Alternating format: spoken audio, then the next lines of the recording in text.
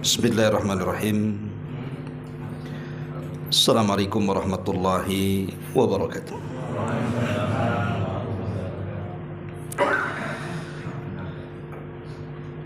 Alhamdulillahi rabbil alamin. Wassalatu wassalamu ala ashrafil anbiya'i wal mursalin Sayyidina Muhammadin wa ala alihi wa sahbihi ajmain, amma ba'du. Kita lanjutkan kajian kita, masih membahas tafsir dari surah Abasa, dan kita masuk pada ayat ke 33 dan seterusnya. A'udzubillahi minasyaitonirrajim. Bismillahirrahmanirrahim. Fa idza ja'atis sakha,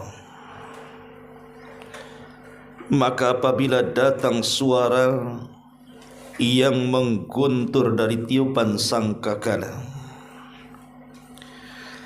yauma yafirrul mar'u min akhi, pada hari itu manusia lari dari saudaranya, wa ummihi wa abi, dan dari ibu dan bapaknya, wa sahibatihi wa bani, dan dari istri serta anak-anaknya. Likulli imri'in minhum yawma idzin sya'nun yughni, setiap orang dari mereka pada hari itu mempunyai urusan yang menyibukkan masing-masing. Wujuhu yawma idzin musfirah, pada hari itu ada wajah-wajah yang berseri-seri. Dhahikatum mustabsyirah, tertawa lagi riang gembira. Wa wujuhu yawma idzin 'alaiha ghabarah, dan pada hari itu pula ada wajah-wajah yang tertutup debu. Tarhaquha qatarah, tertutup oleh kegelapan. Ulaika humul kafaratul fajarah, mereka itulah orang-orang kafir yang durhaka kepada Allah subhanahu wa ta'ala. Ma'asyiral muslimin wal muslimat yang dimuliakan Allah subhanahu wa ta'ala, ayat ini menceritakan kepada kita tentang kengerian hari kiamat, di mana Allah subhanahu wa ta'ala menjelaskan, fa idza ja'atis sakha, apabila datang sakha, sebuah teriakan yang mengguntur, yang membuat telinga-telinga manusia menjadi tuli. Kalimat sakha adalah satu di antara sekian nama-nama kiamat, karena nama-nama kiamat ini macam-macam. Ada yang disebut dengan as-sa'atu, sebagaimana Allah mengatakan dalam surah Al-Mu'min ayat 59, innas sa'ata la'atiyatu la raiba fiha, sesungguhnya hari kiamat pasti akan datang dan tidak ada keraguan di dalamnya. Jadi antara nama kiamat adalah as-sa'ah. Ada juga nama kiamat itu disebut yaumul ba'thi, artinya hari kebangkitan manusia dari kubur. Ada nama lain daripada kiamat itu disebut dengan yaumuddin, hari di mana Allah subhanahu wa ta'ala mengadakan pembalasan. Ada juga yang disebut dengan yaumul hasrah, hari di mana manusia mengalami penyesalan. Ada juga nama kiamat itu disebut yaumut tanad, hari di mana manusia saling memanggil satu dengan yang lainnya. Ada juga nama hari kiamat itu disebut yaumul fasl, hari di mana Allah subhanahu wa ta'ala memutuskan perkaranya. Ada juga nama kiamat itu disebut yaumul hisab, hari di mana Allah Subhanahu wa taala membuat perhitungan kepada makhluknya. Ada juga hari kiamat disebut yaumul khulud, hari kekekalan. Yaumul khuruj, hari keluar manusia dari kuburan, ataupun disebut al-waqiah. Makanya ada surat yang disebut dengan suratul waqiah, hari yang pasti terjadi, maksudnya kiamat kubra. Atau ada juga nama lain dari kiamat adalah al-haqqah, sama, hari yang pasti terjadi, maksudnya hari kiamat. Ada juga yang disebut dengan as-sakhah yang kita bahas pada ayat ini, maksudnya suara yang memekikkan gendang-gendang telinga. Lah nama-nama yang banyak dalam nama-nama kiamat ini, sampai para ulama menyebutkan 70 lebih nama-nama kiamat, baik dalam Al-Quran atau hadis-hadis Nabi SAW. Sebuah peristiwa yang memiliki nama banyak menunjukkan peristiwa itu bukan peristiwa biasa, tapi peristiwa yang luar biasa. Begitu kata para ulama. Apabila sebuah peristiwa memiliki nama-nama yang banyak, berarti peristiwa ini bukan biasa, tapi peristiwa luar biasa. Ya, karena hari kiamat adalah peristiwa yang luar biasa. Ma'asyiral muslimin wal muslimat yang dimuliakan Allah Subhanahu wa taala. Di sini Allah Subhanahu wa taala mengatakan, fa idza ja'atis sakha yauma yafirrul mar'u min akhi wa ummihi wa abi wa sahibatihi wa bani. Pada hari itu manusia lari dari saudaranya, lari dari ibu bapaknya, lari dari pasangan dan anak-anaknya. Kenapa Allah Subhanahu wa taala memulakan kalimat dengan saudaranya, kemudian ibu bapaknya, kemudian pasangan dan anak-anaknya? Bukankah yang paling dekat dengan kita itu adalah pasangan dan anak? Kemudian baru kepada ibu dan bapak kita, baru yang terakhir saudara kita. Kenapa diambil yang jauh, tidak yang dekat? Ma'asyiral muslimin yang dimuliakan Allah Subhanahu wa taala, di dalam Al-Qur'an itu ada dua ayat.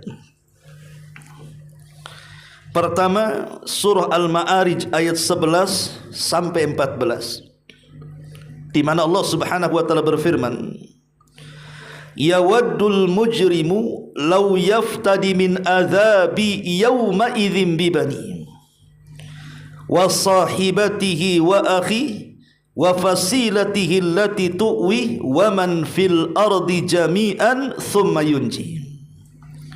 Pada hari itu, kata Allah, orang-orang yang berdosa ingin sekiranya dia dapat menebus dirinya dari azab yang sangat pedih. Dengan cara apa? Dengan menebus anak-anaknya, bahkan bila perlu menebus istrinya, dan juga menebus saudara-saudaranya dan keluarga yang melindunginya di dunia. Untuk apa? Untuk tebusan itu menyelamatkan hidupnya di hadapan Allah kelak pada hari kiamat. Tapi dalam surah Abasa ayat 34 sampai 37 ini, yauma yafirrul mar'u min akhi wa ummihi wa abi wa sahibatihi wa banih likulli imri'in minhum yauma idzin sa'nu yughni. Pada hari itu manusia lari dari saudaranya, kemudian lari dari ibu bapaknya, kemudian lari dari pasangan dan anak-anaknya. Setiap manusia pada hari itu sibuk dengan sendiri-sendirinya. Pada surah Al-Ma'arij, Allah balik kedekatan keluarga dibandingkan surah Abasa. Karena surah Al-Ma'arij mendahulukan anak dulu, kemudian setelah itu pasangan, kemudian setelah itu saudara dan keluarga. Sementara dalam surah Abasa justru dari yang jauh dulu, saudara dulu, baru kemudian ibu bapa, baru yang paling dekat pasangan dan anak-anak. Apa maksudnya? Adapun dalam surah Al-Ma'arij, kita tahu bahwa posisi manusia pada hari kiamat, mereka tidak akan mampu menolong diri-diri mereka kecuali amalan yang dibawanya di dunia ke akhirat. Dan tidak ada satupun manusia yang bisa menolong satu dengan yang lainnya. Makanya ingat hadis Aisyah Ummul Mukminin radhiyallahu anha, saat Nabi SAW tidur di pangkuannya, tiba-tiba kemudian Aisyah memandang wajah Rasul, tiba-tiba meneteskan air mata, kemudian air mata itu menetes persis di pipi Rasulullah SAW. Maka Rasul kemudian bangkit terbangun, kemudian memandang Aisyah yang menangis dan mengatakan, lima tabki wa lima dumu, kenapa engkau menangis dan kenapa engkau meneteskan air mata? Maka Aisyah radhiyallahu anha mengatakan, ya Rasulullah, hal tadhkuru bi ahlika yaumal qiyamah. Rasul, apakah engkau akan ingat dengan keluargamu pada hari kiamat? Rasul, apa engkau akan ingat dengan diriku pada hari kiamat?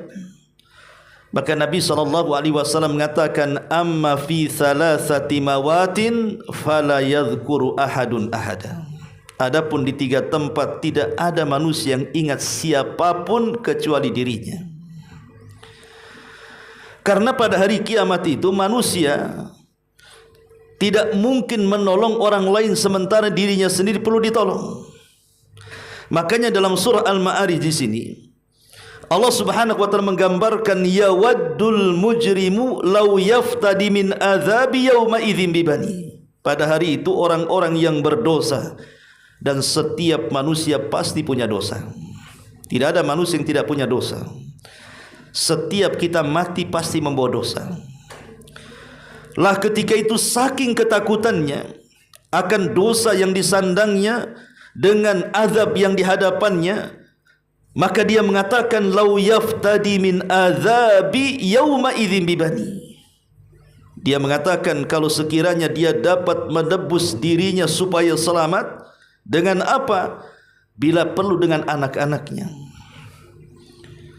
Karena kita tahu bahwa di dunia, dari sekian keluarga, yang paling kita cintai adalah anak kita. Kalau seandainya ada anak kita itu melakukan pelanggaran, pasti orang tua tidak mungkin membiarkannya. Hatta kalau seandainya anak kita diponis dalam penjara pun, kalau bisa orang tua mengeluarkannya dengan membayar lawyernya, dengan menyogok sana sininya. Yang penting anaknya keluar, itu di dunia. Tapi di akhirat terbalik kondisinya. Kalau bisa anaknya diserahkan suruh masuk neraka, dia yang keluar dari neraka. Saking dahsyatnya azab pada hari itu dan ketakutannya manusia sampai rela menebus anaknya supaya dia selamat. Bahkan bila perlu, kata Allah Subhanahu wa taala, wa sahibatihi wa akhihi. Kalau perlu istrinya juga ambil, masukkan ke neraka, tapi jangan aku masuk neraka. Bila perlu saudara dan keluarganya masukkan ke neraka, tapi aku loloskan dari neraka. Sampai seperti itu supaya dia selamat, dia rela mengorbankan orang lain, bukan berkorban untuk orang lain. Kenapa kemudian di sini dahulukan anak, baru kemudian istri, baru kemudian saudara dan keluarga? Karena anak itu yang paling dekat. Boleh jadi mungkin dengan itu dia pikir Allah Subhanahu wa taala mau menerima tebusannya, makanya dia ambil yang paling disayanginya. Karena biasanya kalau tebusan dengan harta yang paling disayanginya, kalau di dunia itu kan biasanya mudah melepaskannya. Umpamanya seseorang diancam, engkau akan dibunuh, kemudian dia punya rumah mewah, pasti dia katakan, jangan kau bunuh, ambil rumah saya. Pada rumah itu adalah yang paling dicintainya, kan begitu. Tapi di akhirat itu percuma, karena tidak ada tebusan yang akan membebaskan dirinya kecuali amalannya. Kalau dalam surah Abasa ini berbeda. Karena Allah Subhanahu wa taala kenapa mendahulukan yang jauh, baru kemudian yang dekat sampai kepada yang terdekat. Ulama mengatakan di sini ammal ayatus tsaniyatu fi surati Abasa. Adapun pada ayat yang kedua pada surah Abasa, fal amru mukhtalaf, maka perkaranya berbeda dengan ayat dalam surah Al-Ma'arij tadi. Kemudian fa indama yafirrul insan yafirru minal ab'ad fayatakhallas minal ab'ad liyanjua ma'al aqrab fa illam tastati yafirru min wahidin tilwal akhar fabada'a bil akhi thumma al ab'ad al madkurin thumma al thumma al ab thumma akhiru syai'in az-zawjatu wal abna. Kata para ulama, ketika manusia lari dari yang lebih jauh dulu supaya dia terbebas dari yang dekat. Yang dekat maksudnya adalah ya ibu bapa, kemudian pasangan dan juga anak-anak. Jadi pada hari itu manusia lari dari saudaranya. Tidak apa-apa lari dari saudaranya, tapi mendekat kepada orang yang paling dicintainya. Siapa yang paling dicintainya? Ya tentu kemudian anak-anak dan pasangannya, kemudian orang tua ibu bapanya. Kalaupun tidak ketemu ibu bapanya, maka tidak ada masalah. Yang penting bisa kumpul dengan keluarga, maksudnya anak dan istrinya. Tetapi masalahnya di akhirat itu, kenapa Allah Subhanahu wa taala pisahkan manusia sedemikian rupa, yang satu ke barat, yang satu ke timur? Dan kenapa pula kemudian ketika kita di dunia itu pasti ikhwatu fiddin, kita ini ingin berkumpul dengan keluarga kan? Apalagi kita yang sudah merantau jauh, kemudian kangen ingin jumpa dengan keluarga. Pas berjumpa itu kan pasti senang kita berkumpul. Tapi di akhirat justru terbalik, tidak mau kumpul. Padahal istri di depannya dia lari, anak-anak di depannya dia lari, ibu bapanya di depannya dia lari. Begitu juga istri lari dari kita, anak kita lari dari kita, orang tua kita lari dari kita, saudara kita lari dari kita. Justru tidak mau ketemu satu dengan yang lainnya. Kenapa demikian? Abdullah ibn Mas'ud radhiyallahu an pernah ditanya oleh Abu Umar Zadani radhiyallahu an. Dia mengatakan dakhaltu ala ibn Mas'udin radhiyallahu an. Kata Abu Umar, aku pernah masuk ke rumah Abdullah ibn Mas'ud radhiyallahu an. Tapi rupanya sebelum aku masuk, orang-orang yang terbaik sebelumku mereka sudah ada di rumah Abdullah ibn Mas'ud. Fawajadtu ashabal khairi qad sabaquni. Rupanya ada orang-orang yang jauh lebih baik dibandingku telah mendahului masuk ke rumah Abdullah ibn Mas'ud.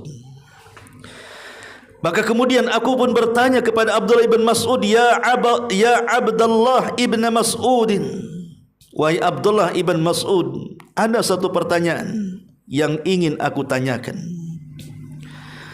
Kenapa kemudian orang-orang pada hari kiamat itu lari satu dengan yang lainnya?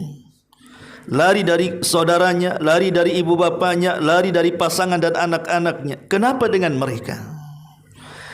Maka Abdullah ibn Mas'ud radhiyallahu an mengatakan, yu'khadu biyadil abdi yaumal qiyamah.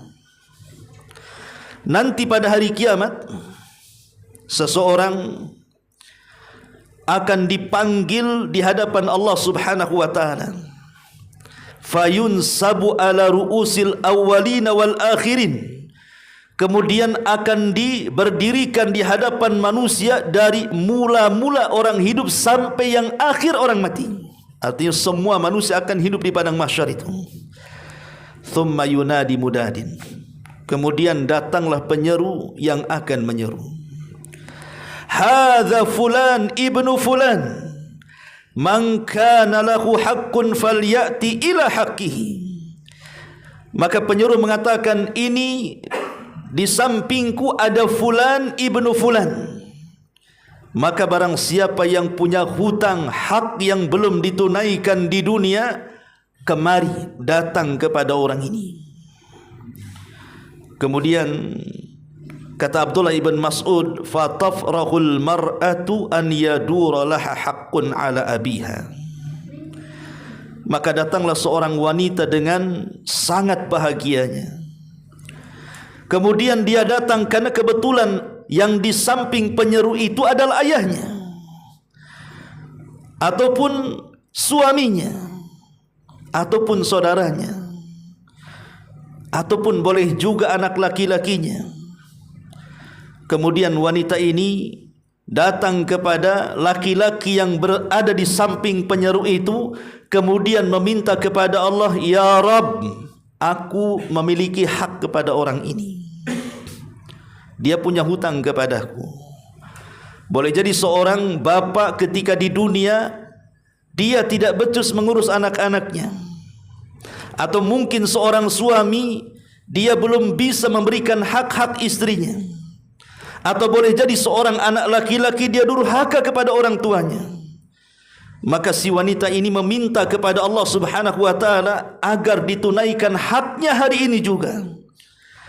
Maka kata Abdullah ibn Mas'ud radhiyallahu an, dia pun membacakan ayat, dan Abdullah ibn Mas'ud radhiyallahu an kemudian membacakan ayat, fala ansaba bainahum yauma idzin wala yatasaalun.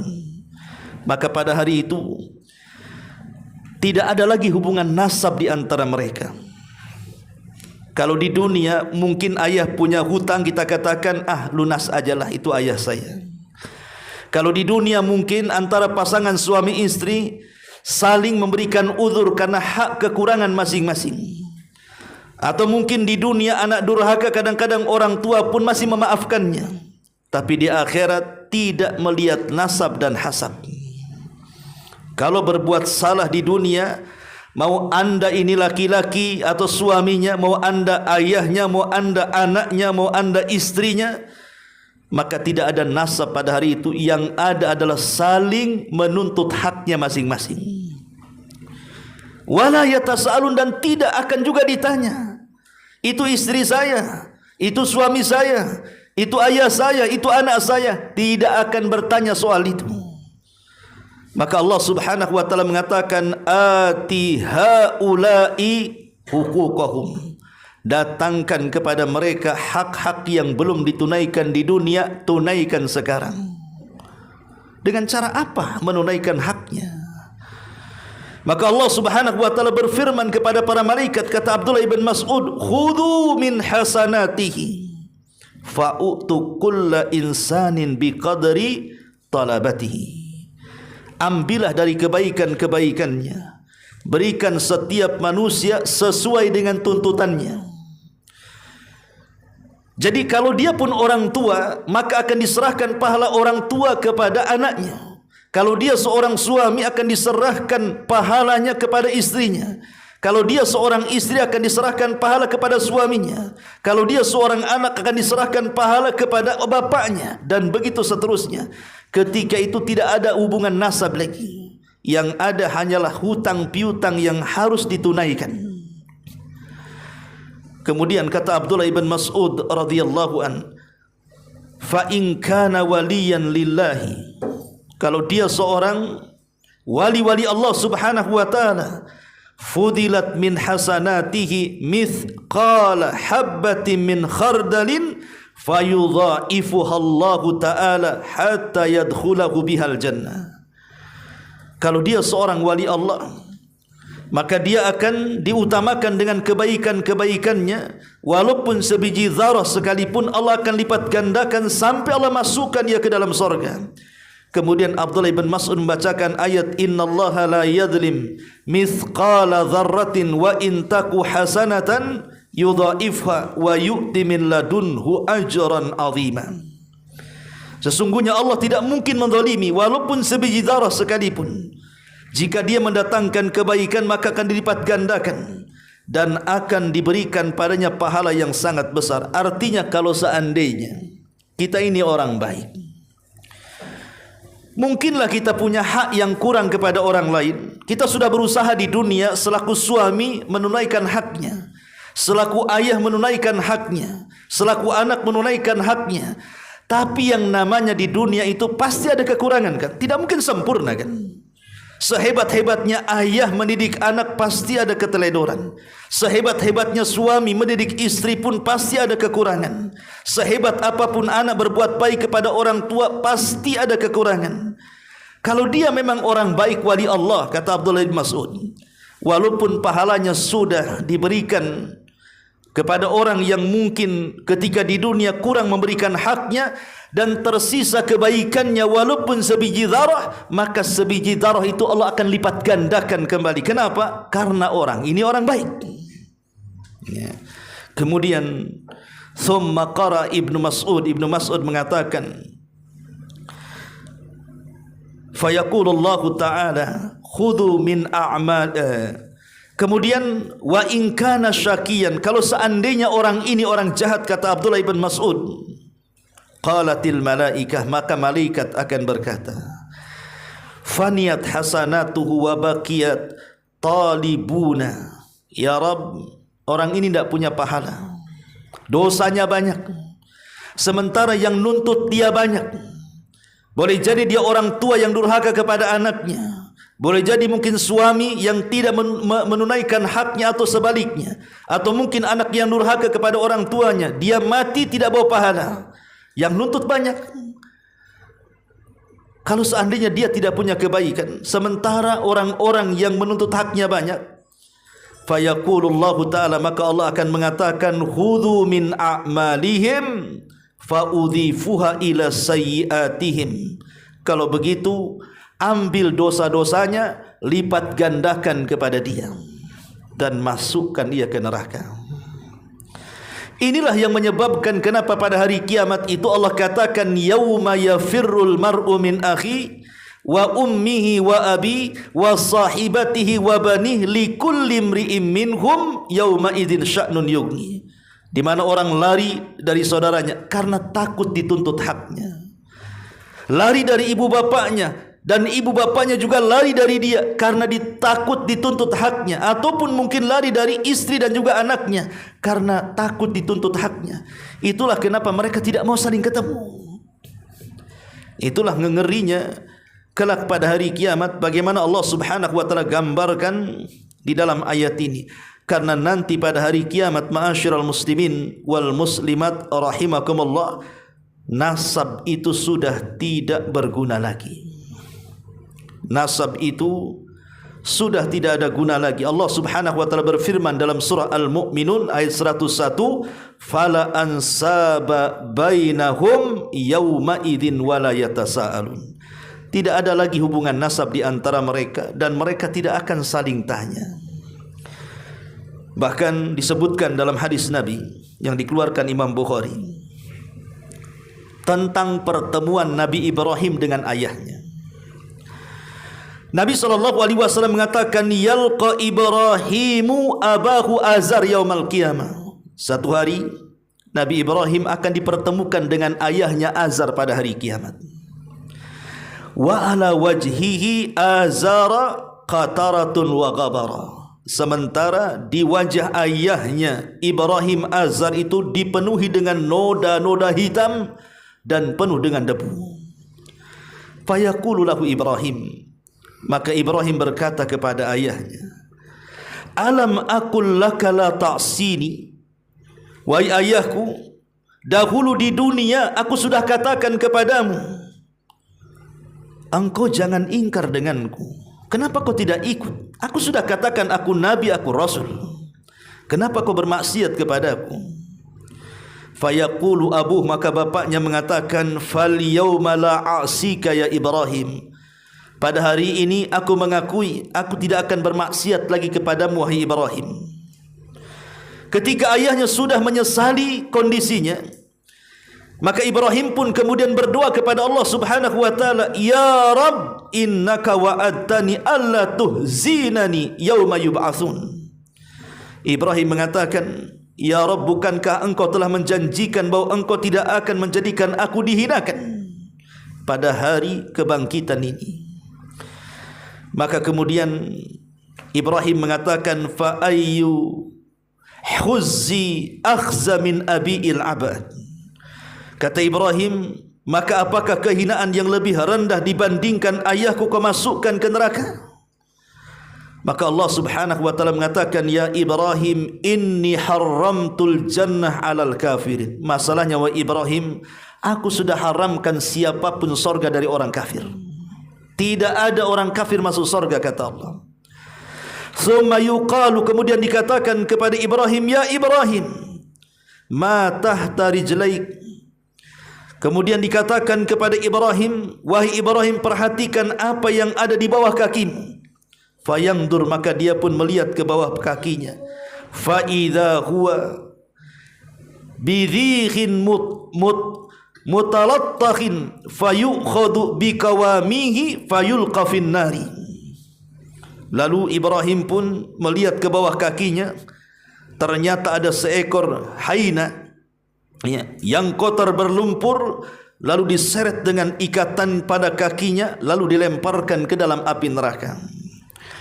Hadis ini menunjukkan, ikhwatul fiddin muliakan Allah Azza wa Jalla, kalau sekelas Ibrahim yang merupakan Khalilur Rahman, kekasih Allah Subhanahu wa taala, Abul Anbiya, bapaknya para nabi, dialah yang membangun Ka'bah, bahkan dia adalah nabi yang paling masyhur dari nabi-nabi ulul azmi minar rusul. Dia tidak sanggup menolong ayahnya, kan? Dia tidak sanggup menolong ayahnya loh. Kalau sekelas Ibrahim tidak sanggup menolong ayahnya, macam mana pula dengan kita, gitu maksudnya.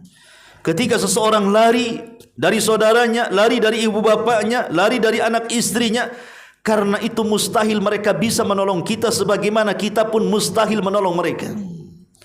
Karena sekelas Ibrahim saja tidak bisa menolong ayahnya.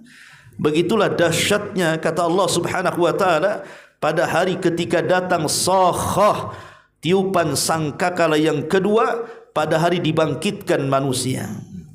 Ma'asyiral muslimin wal muslimat rahimakumullah. Kemudian Allah Subhanahu wa taala berfirman, yauma idzin sya'nun yughni likulli imri'in minhum yauma idzin sya'nun yughni. Kenapa demikian? Karena pada hari itu adalah hari yang sangat dahsyat, manusia sibuk memikirkan diri-diri mereka. Satu hari, Aisyah radhiyallahu anha, yang diriwayatkan oleh Abdullah ibn Abbas radhiyallahu anhuma, Nabi mengatakan, yuhsyarun nas yaumal qiyamata khufatan uratan ghurlan buhman. Pada hari kiamat, kata Rasul, manusia akan dibangkitkan dalam kondisi khufatan, tidak menggunakan satu pun pakaian di badan, alias telanjang bulat. Uratan artinya telanjang bulat. Kemudian khufatan, tanpa beralas kaki. Kemudian ghurlan, tidak dihitan, artinya daging yang pernah dipotong sewaktu kita masih anak-anak akan dikembalikan kepada kemaluannya, kembali tidak dikhitan. Buhman itu artinya tidak membawa harta di badan. Kemudian Aisyah Ummul Mukminin radhiyallahu anha mengatakan, ya Rasulullah, ayara ba'duna awrata ba'din.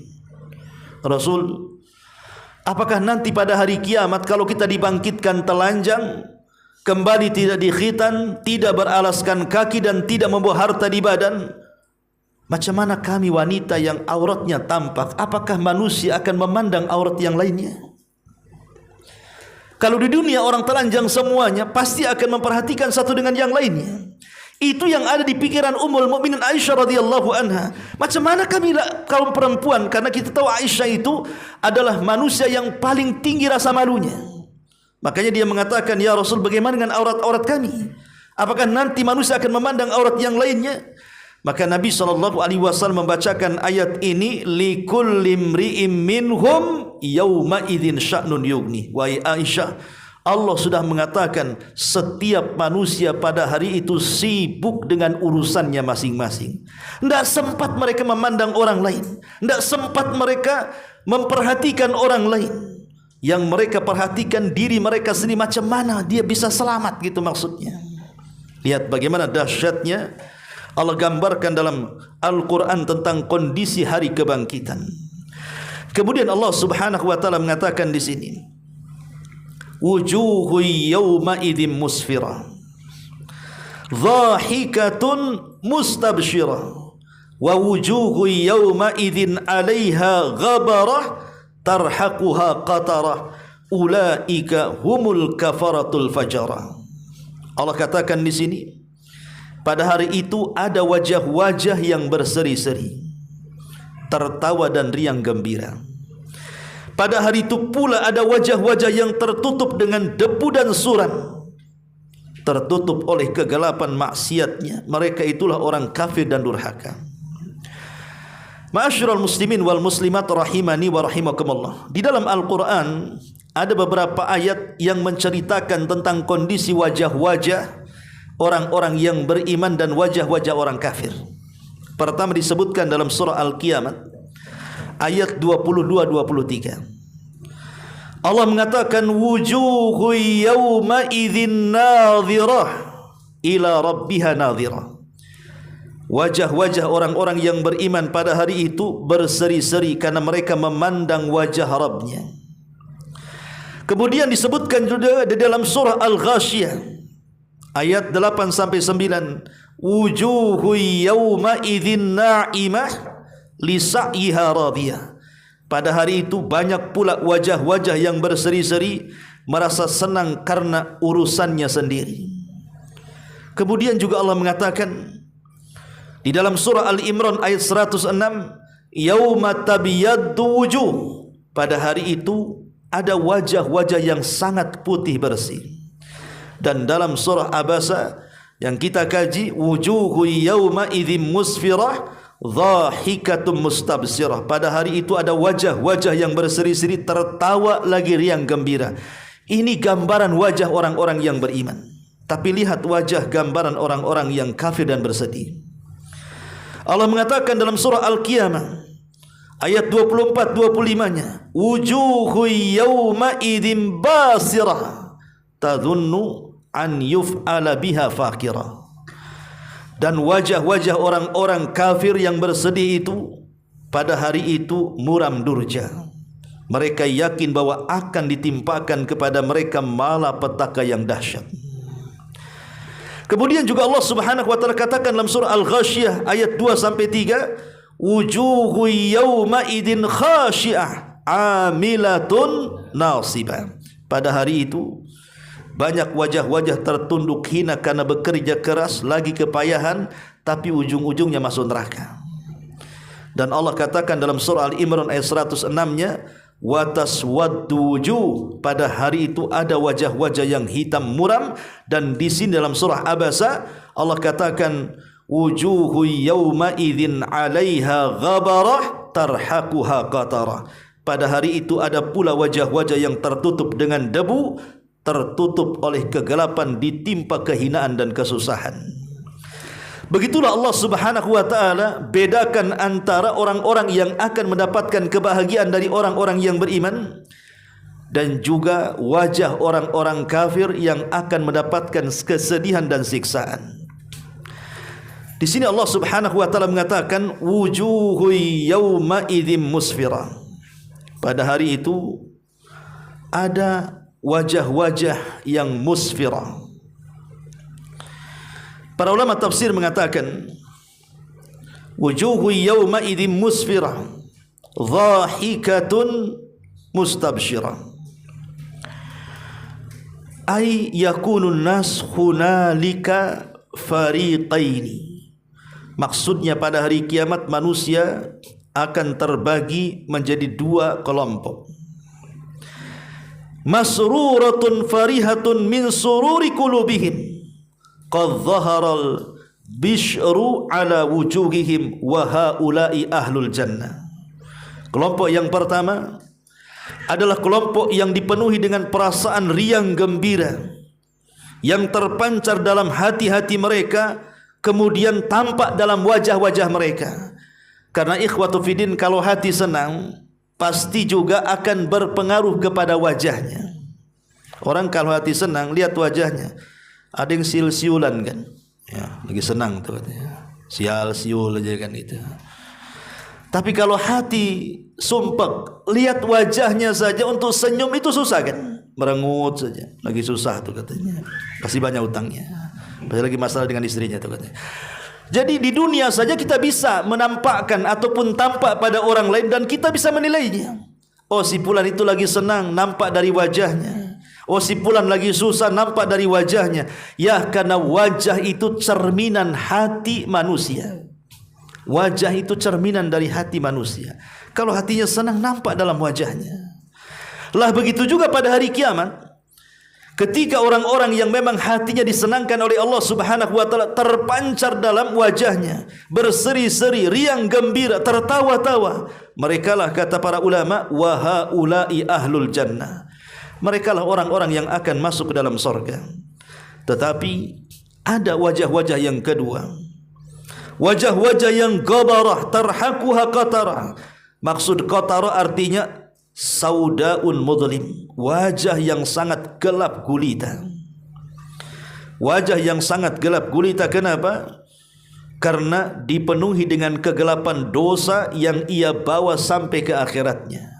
Dan Allah tutup ayatnya, ulaika humul kafaratul fajara, ay al kafaratu qulubuhum. Maksudnya kufur hati-hati mereka, al fajaratu fi a'malihim, yang kemudian dengan kekufuran dalam hati mereka, badan mereka melakukan fajar, artinya melakukan kejahatan.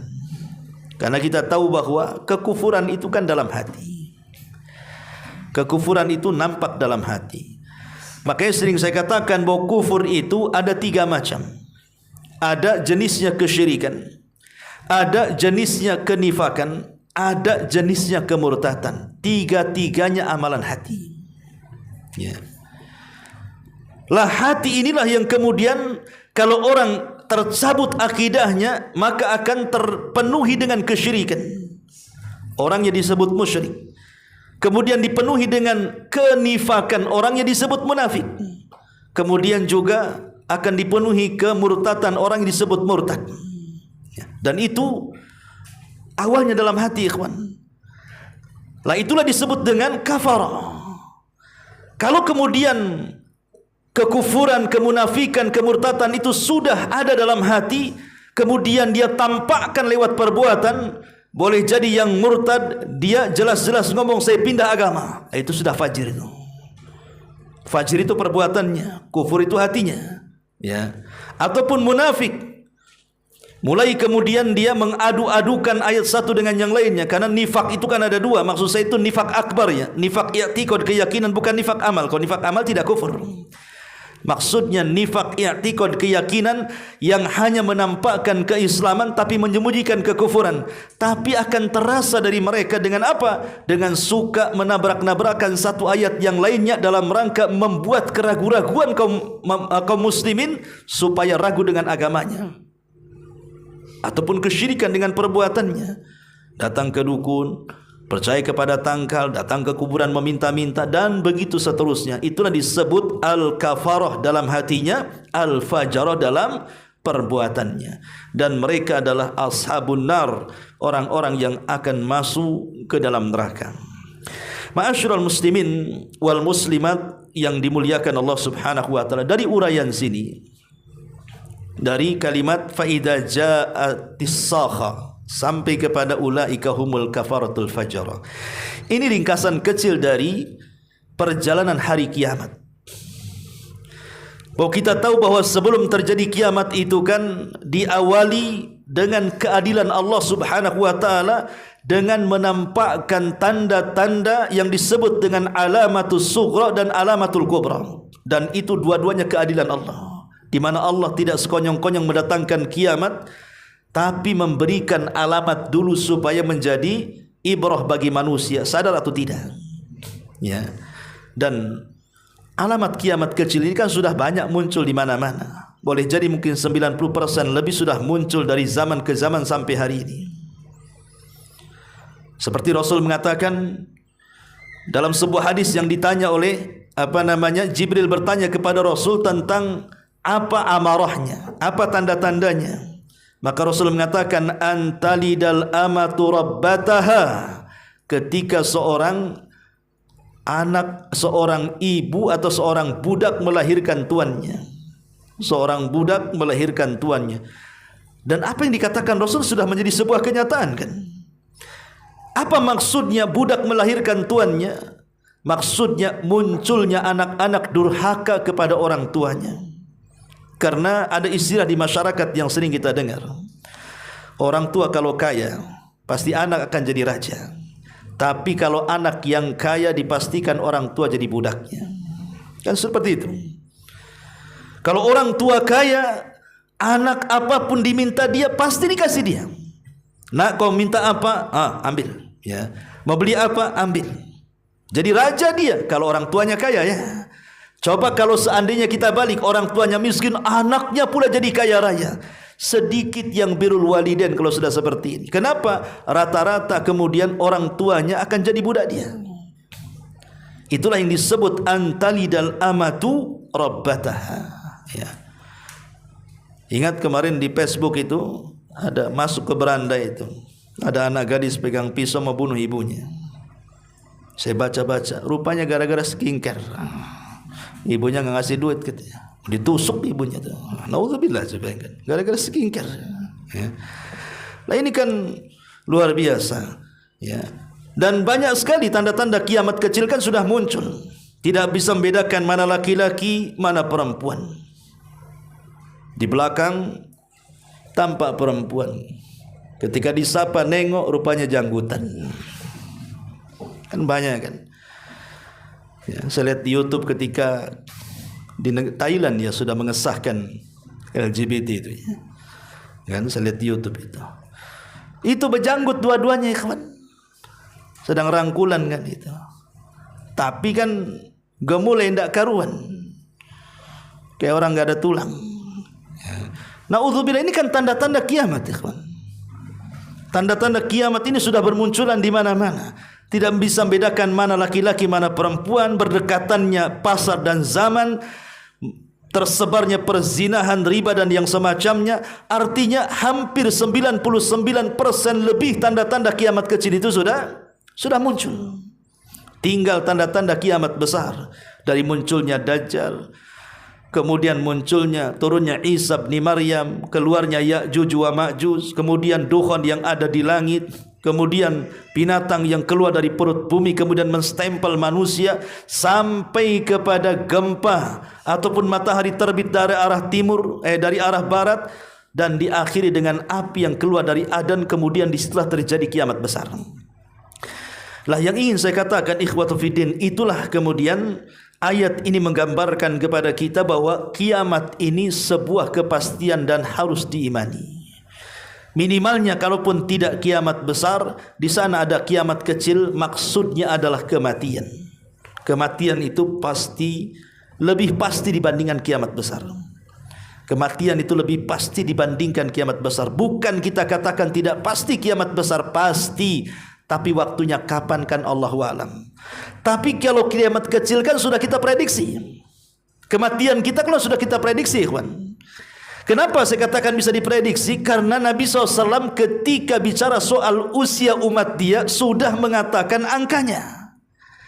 Bahwa umatku, kata Rasul, usianya berkisar antara 60 sampai 70 tahun saja. Sedikit yang melewati itu, kata Nabi.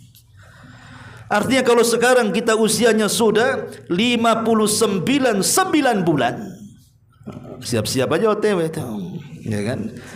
Tinggal sebulan lagi kan. Kalau memang ya dapat keringanan ya 10 tahun lagi lah sampai usia 70 tahun. Kalaupun lewat ya sedikit. Kalau sudah lewat dari 70 tahun, ingat akan sabda Nabi SAW, khairukum man tala umruhu wa hasuna amaluhu. Sebaik-baik kalian adalah yang dipanjangkan umurnya tapi perbaiki amalannya. Itulah yang dikatakan oleh Fudail ibn Iyad rahimahullahu ta'ala kepada seseorang yang usianya 60 tahun.